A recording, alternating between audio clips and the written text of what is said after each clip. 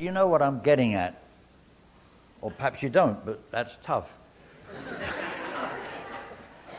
So, God has entrusted. What are we doing with it? And in what way does that please God or serve God's purposes? Tell me. Fellowship, yeah, with God and with, well, hopefully with one another, hopefully with people that we wouldn't normally rub shoulders with. I mean, some of the hungry people that come to our church on a Tuesday night for a meal, I don't normally see them in my normal course of life. I won't see them on Sunday morning, and somehow I find that there's something happening. There's a bond. I don't think they would describe it as a communion with God, but something's happening. They're starting to discover that at least here's a bunch of people who seem to care about their condition of hunger. So the fellowship might well be with undesirables, you know what I mean? People that we normally would prefer not to have anything to do with. It's rather like when I go to communion, you know, and I kneel down, and I'm not allowed to choose who I kneel next to. I can't say, well, I don't like him, I'd rather not have anything to do. I'll wait.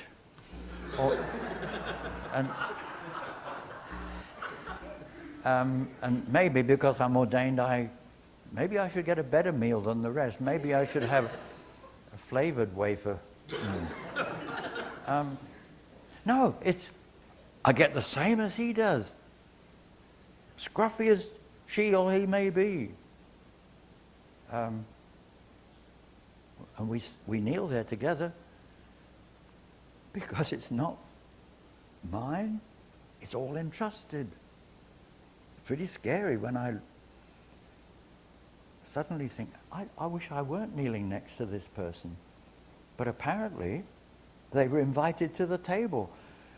I'd better start thinking differently about this person. I better start looking at this one differently because they were invited by the same one who invited me. So we're guests. That's what community is about. Holy communion is not just communion of good old boys and good old whatever the other group of good old women. I nearly said that sounds.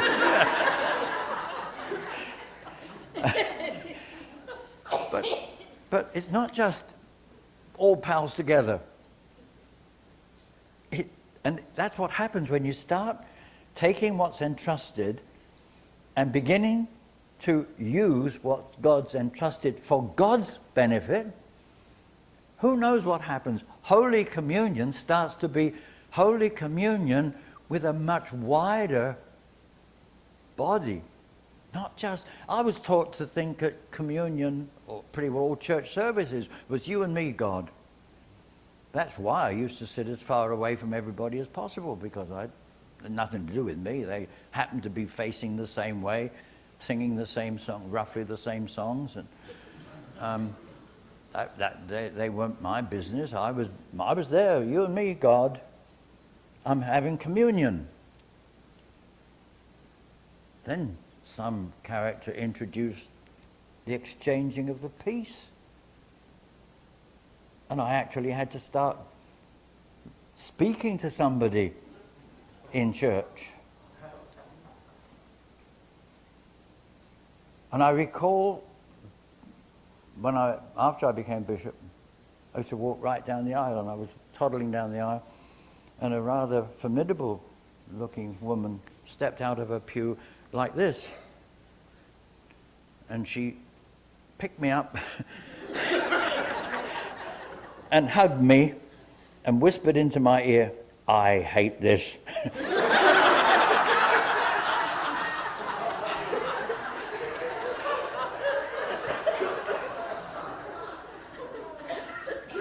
and also with you.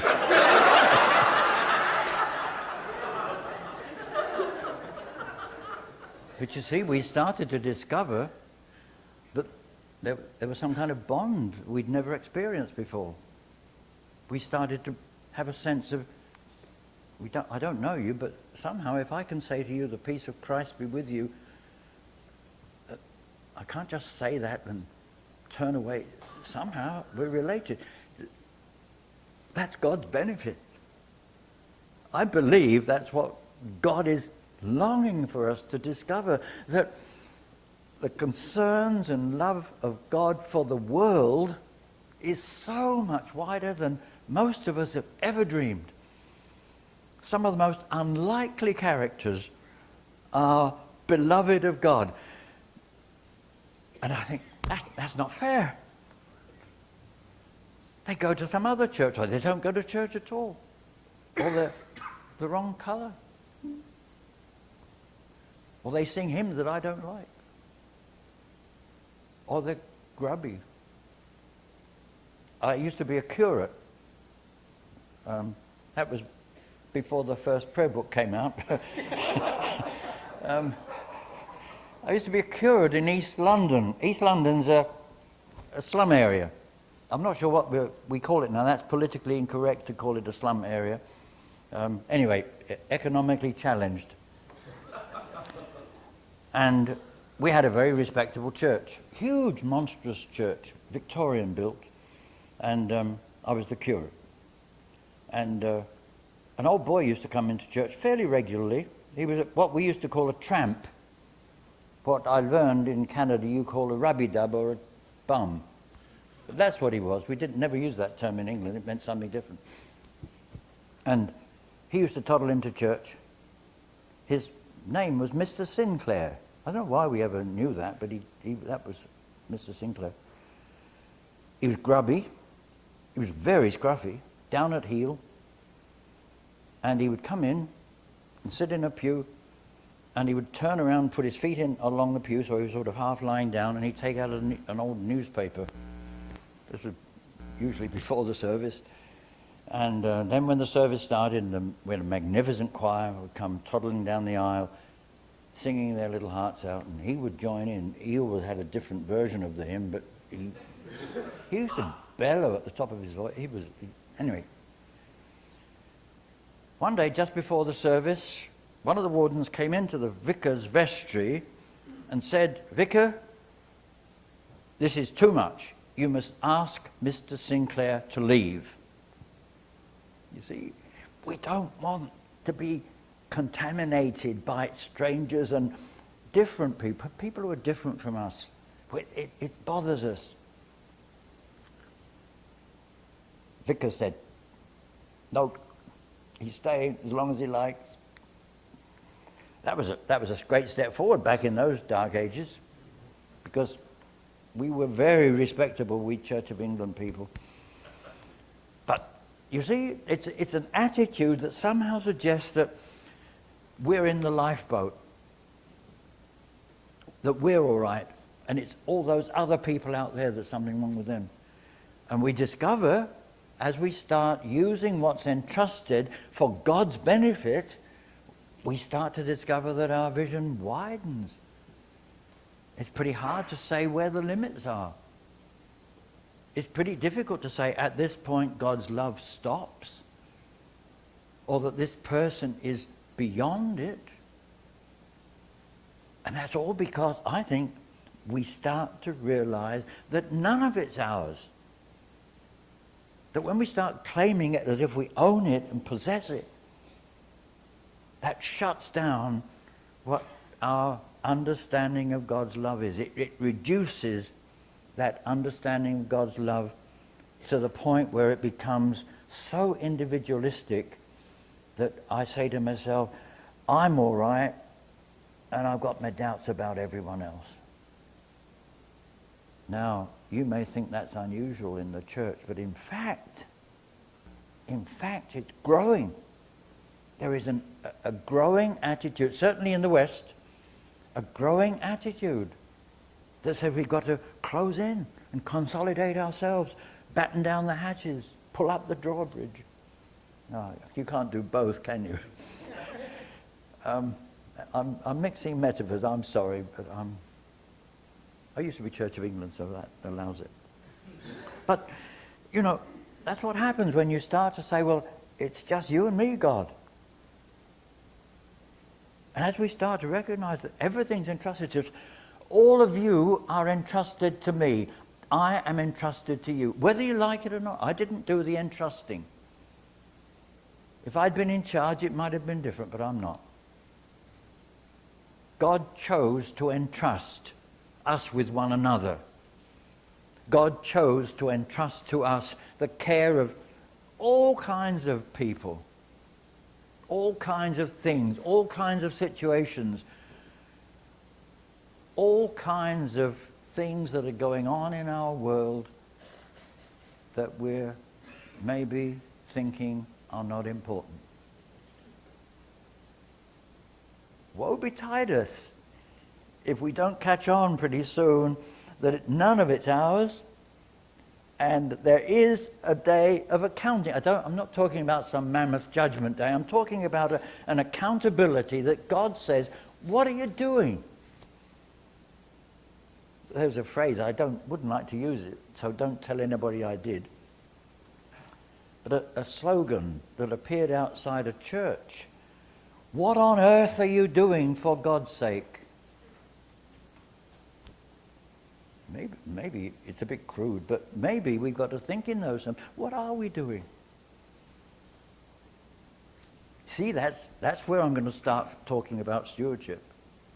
That's where I'm going to lay the foundation for stewardship. Long before I talk about whether we've got a budget or whether we can afford to do anything, or long before we talk about all these things, we lay that foundation. And I believe we've got to start laying that foundation in our parishes and challenging the attitude that says, well, somebody raised it over there, this idea of we've got not only got to survive, but we've got to preserve everything from the past. Now, I'm not a historian, and I've moved around far too much to be attached to any one place. So I'm not attached to buildings at all. And people tell me they're historic, and I think, great. I also know they are incredible burdens. But we cannot, as stewards, assume that we can say, this is our territory, and we're going to not only survive in it, but we're going to preserve everything that ever was. Not and be stewards. Not and recognize it's all entrusted. Not and recognize that we're meant to do something and God is meant to find some joy in it and some benefit in it. The survivalist, well, let's put it this way. The determination to survive is suicidal. Who first said that? Well, I did. Didn't you hear me? Now, Jesus said, if you would save your life, you'll lose it. That's exactly what he meant. If you clutch hold of what you've got and are determined to survive, if that's your focus, you'll lose it. That's suicidal.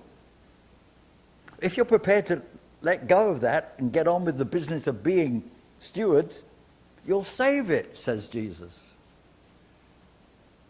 Let's make no mistake about it. We've got to help the people of God in your parish, all of them, to discover the joy of being liberated from survivalism. Because the survivalists will not survive. The people who are determined to hold on to what they've got and what used to be, they won't hold on to what they've got and used to be. You see, it's one of those things.